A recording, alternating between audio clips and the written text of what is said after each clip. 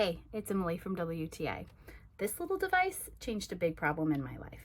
So this is the KeyUnity KM00 titanium belt loop keychain clip. And here's how it helped me.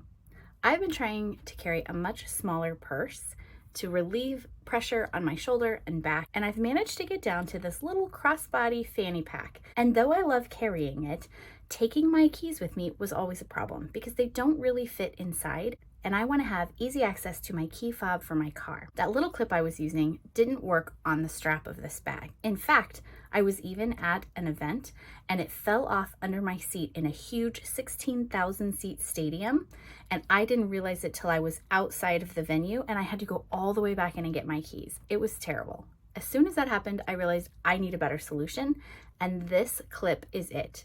So this is a double-sided quick release clip for your keys, but here's what's great about it. You can use it on wider straps or belts or waistbands.